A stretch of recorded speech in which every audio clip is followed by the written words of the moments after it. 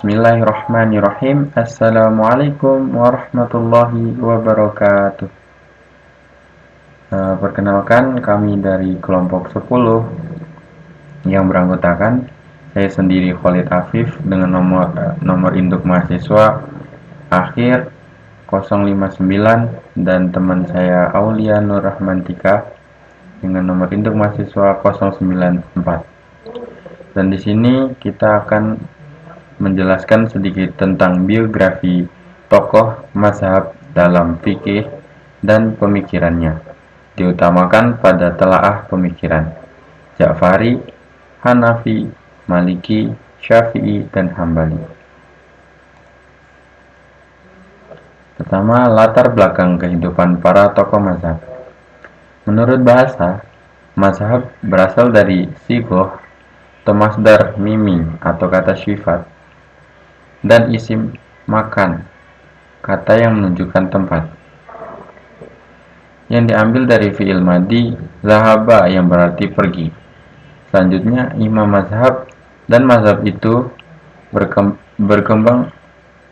berkembang pengertiannya menjadi kelompok umat Islam yang mengikuti cara istinbat imam mujtahid tertentu atau mengikuti pendapat imam mujtahid tentang masalah hukum Islam. Pada dasarnya, mazhab timbul karena perbedaan dalam memahami Al-Quran dan Sunnah yang tidak bersifat absolut. Menurut Profesor Said Agil Husain Al-Munawar dalam ensiklopedi tematis dunia Islam, mazhab fikih berarti aliran pemikiran tentang hukum yang penetapan merujuk kepada sumber utama ajaran Islam, yakni Al-Quran dan As-Sunnah. Oke, kita masuki ke biografi tokoh yang pertama, yaitu ada Imam Ja'fari. Ja'fari bin Muhammad Al-Bakir bin Ali Zainal Abidin bin Husain bin Ali bin Abi Thalib. Ibunya masih keturunan Abu Bakar As-Siddiq. Dalam doktrin Syiah, beliau adalah imam keempat. Beliau merupakan ilmuwan termuka. Banyak yang beliau geluti, diantaranya fikih, filsafat, tasawuf, kimia, dan kedokteran. Oke, selanjutnya ada dasar pemikiran dari imam tersebut, yaitu ada dua aliran, yakni Al-Khabari atau ahli hadis yang tidak mau menggunakan resiko, dan aliran Ushuli yang melakukan upaya penggalian hukum dengan menggunakan rasio. Sumber mazhab Ja'fari adalah Al-Quran, hadis, ijma, dan akal. Namun menurut mazhab ini, pemegangan Al-Quran sebagai sumber utama tidak serta-merta menelannya secara kebahasaan, tapi dengan maknanya juga yang nantinya akan diserahkan kepada imam-imam. Oke, selanjutnya ada ijma, merupakan sumber hukum yang ketiga pada mazhab ini. Dalam hal ini, mereka para pengikut mazhab Ja'fari menganggap bahwa ijma hanyalah manifestasi dari hadis.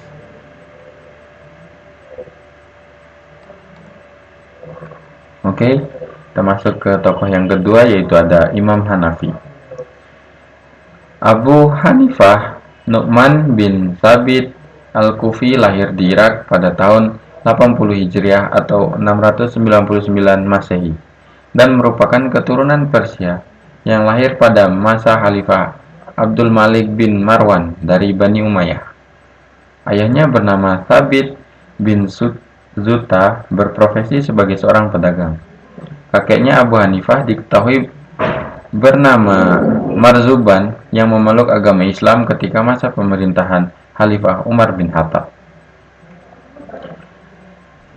Dan mungkin selanjutnya teman-teman bisa baca sendiri ya. Oke, dasar pemikirannya yaitu adalah salah satu mazhab fikih dalam Islam Sunni. Mazhab ini didirikan oleh Imam Abu Hanifah yang bernama lengkap Abu Hanifah bin Nu'man bin Sabit At-Taimi Al-Kufi. Abu Hanifah memiliki metodologi yang terkonsep secara struktural.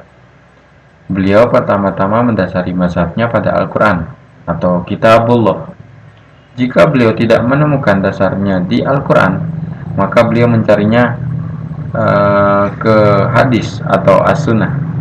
Jika masih tidak menemukannya di hadis, maka beliau akan mencari dari pendapat para sahabat Rasul atau atsar. Jika perkataan sudah sampai kepada Ibrahim an-Nasya as saja bi al-Hasan bin Ibnu Syairin Said Ibnu Musaid Ijad, maka beliau berijtihad. Imam Hanafi cukup dikenal atas penggunaan rasionalitasnya atau ra'i dalam metode pengambilan fatwanya. Selanjutnya, secara sederhana, dasar-dasar metodologi fikih Abu Hanifah dalam menetapkan suatu hukum fikih bisa dilihat dari urutan berikut. Yang pertama ada Al-Quran, yang kedua ada As-Sunnah, yang ketiga ada pendapat para sahabat atau atsar, yang keempat ijtima, yang kelima qiyas, dan yang keenam istisan. Tokoh mazhab selanjutnya adalah Imam Maliki. Imam Maliki dengan nama lengkap Abu Abdullah Malik bin Anas bin Malik bin Abi Amir bin Amr bin Haris bin Gaiman bin Kutail bin Amr bin Haris al-Asbahi, lahir di Madinah pada tahun 712 Masehi. Berasal dari keluarga Arab yang terhormat dan berstatus sosial yang tinggi, baik sebelum datangnya Islam maupun sesudahnya. Tanah asal leluhurnya adalah Yaman. Namun setelah nenek moyangnya menganut Islam, mereka pindah ke Madinah. Kakeknya Abu Amir adalah anggota keluarga pertama yang memeluk agama Islam pada tahun ke-2 Hijriah. Imam Malik menekuni pelajaran hadis kepada ayah dan pamannya. Juga pernah berguru pada ulama-ulama terkenal seperti Nafi' bin Abi Nu'aim, Ibnu Syihab al-Zuhri, Abu Zinad, Hasim bin Urwah, Yahya bin Sa'id al-Ansari, Muhammad bin Munkadir, Abdurrahman bin Hurmuz, dan Imam Ja'far as-Shadiq. Dasar pemikiran Imam Malik menjadi landasan terciptanya produk istinbatnya. Di antara sumber tersebut meliputi Kitabullah. Al-Quran menjadi sumber paling mendasar bagi segala hal yang berkaitan dengan akidah, syariah, tanda-tanda kebenaran risalah, dan cahaya segala pandangan. Imam Malik menganggap bahwa Al-Quran berada di atas semua dalil dan lebih utama dari sunnah dan dalil-dalil lainnya. Beliau mengambil nas-nas yang sharih dan zahir, atau yang jelas dan tegas, yang tak bisa ditakwilkan lagi selama tak ada dalil syariat yang mewajibkan penafsirannya. Kedua, sunnah Nabi. Dikarenakan sunnah merupakan penerang hukum-hukum Al-Quran, pengurai teks-teksnya, dan penafsir atas permasalahan yang membutuhkan penjelasan lebih lanjut. Di sini sunnah atau hadis Rasulullah diperlukan untuk menyimpulkan sebagian hukum yang ditunjukkan Al-Quran atau untuk menyempurnakan penjelasannya jika kandungan hukum Al-Quran masih bersifat umum. Yang ketiga, pendapat sahabat atau qaul sahabat. Bagi Imam Malik, sahabat Nabi Muhammad mencakup semua sahabat, baik yang muhajirin maupun yang ansor. Dijadikannya qaul sahabat sebagai sumber syariah dalam mazhab Maliki dikarenakan mereka, para sahabat, memiliki keterkaitan yang begitu akrab dengan Rasulullah di dalam kehidupan dan perilaku kesehariannya.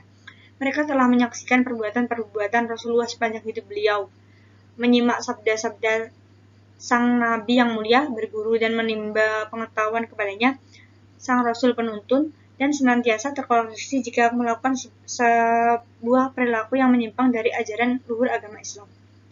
Keempat, ijma atau konsensus, yaitu sesuatu yang disepakati oleh pakar fikih dan ahli ilmu. Imam Malik tergolong ulama yang banyak menyinggung masalah ijma dan menggunakan sebagai hujah. Dalam Al-Muwatta banyak kita temukan bahwa Imam Malik sering menyebutkan hukum satu masalah dengan menyatakan hukum itu telah disepakati oleh ulama. Menurut Imam Malik, jika para ulama telah sepakat dalam satu masalah, mereka tidak akan sepakat dalam kesesatan dan kebatilan. Kelima, tradisi penduduk Madinah atau amal ahlil Madinah.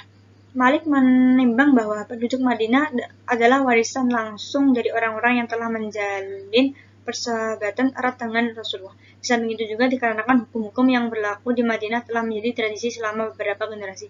Terkait maslahat mursalah, Imam Malik menetapkan sejumlah syarat yang penting. Yang pertama, maslahat tidak bertentangan dengan dasar Islam juga dalil qat'i. Yang kedua, maslahat dapat diterima oleh mereka yang berpikiran jernih. Yang ketiga, maslahat tersebut sungguh mengangkat kesukaran secara nyata. Biografi tokoh mazhab selanjutnya adalah Imam Syafi'i. Imam Syafi'i dengan nama lengkap Muhammad bin Idris bin Al-Abbas bin Utsman bin Syafi'i bin Al-Sa'ib bin Ubaid bin Abdul Yazid dan bin Hashim bin Abdul Al-Muthalib bin Abdul Manaf, lahir di Gasyah, Syam, masuk wilayah Palestina pada tahun 150 Hijriah. Imam Syafi'i kecil tumbuh berkembang di kota itu sebagai seorang yatim dalam pangkuan ibunya. Semasa hidupnya, ibu Imam Syafi'i adalah seorang ahli ibadah, sangat cerdas dan dikenal sebagai seorang yang berbudi luhur. Imam Syafi'i dengan usaha ibunya telah dapat menghafal Al-Quran dalam umur yang sangat muda, yaitu 9 tahun. Dan pada umur 10 tahun sudah hafal kitab Al-Muwatta, karya Imam Malik.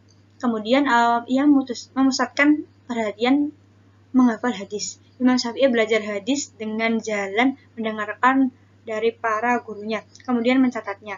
Di samping itu, ia juga mendalami bahasa Arab. Imam Syafi'i belajar pada ulama-ulama Mekah, baik pada ulama-ulama fikih maupun ulama-ulama hadis, sehingga ia terkenal dalam bidang fikih dan memperoleh kedudukan yang tinggi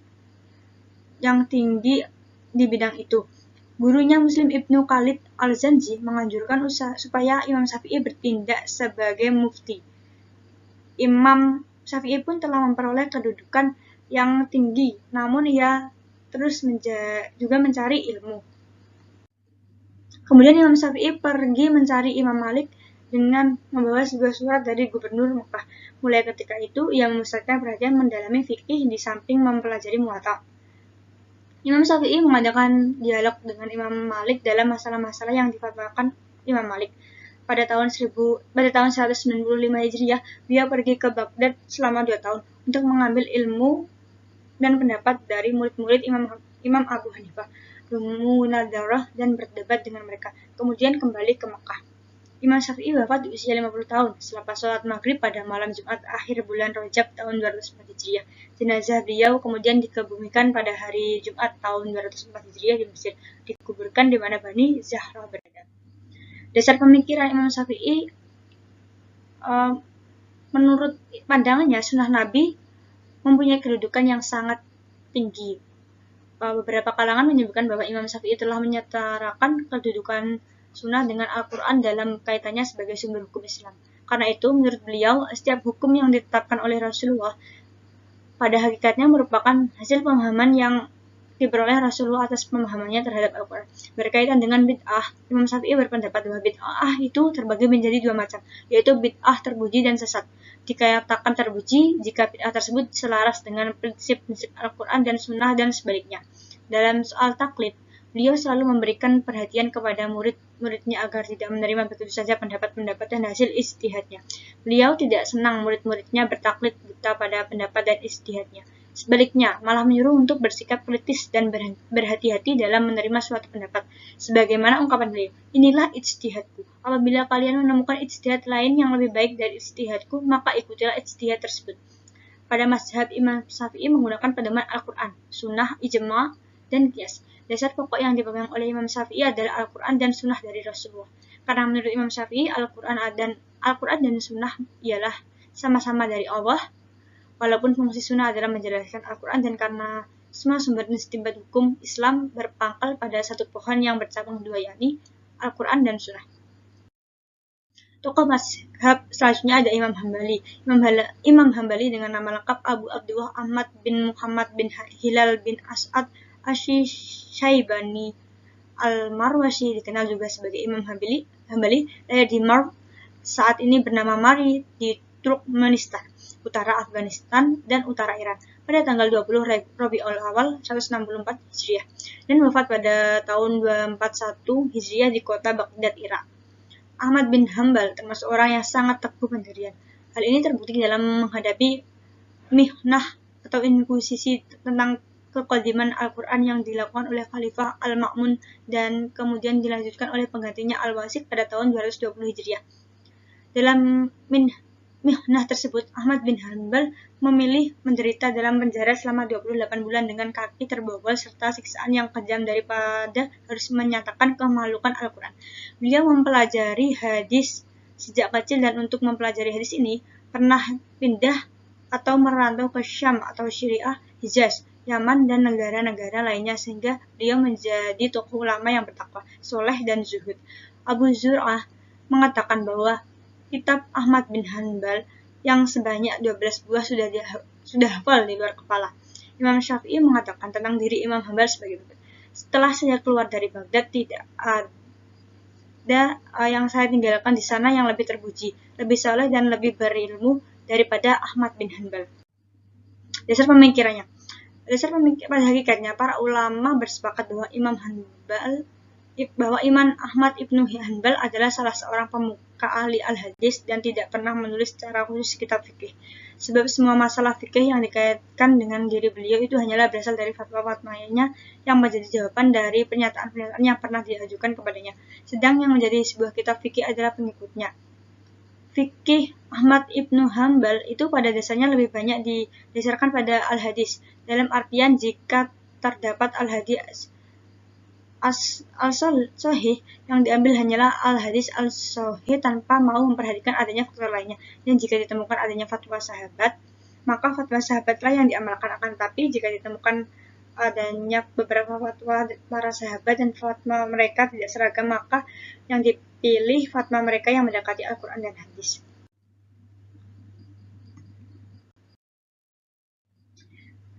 Jadi sekian presentasi dari kelompok 10. Jika ada kurangnya mohon maaf. Wassalamualaikum warahmatullahi wabarakatuh.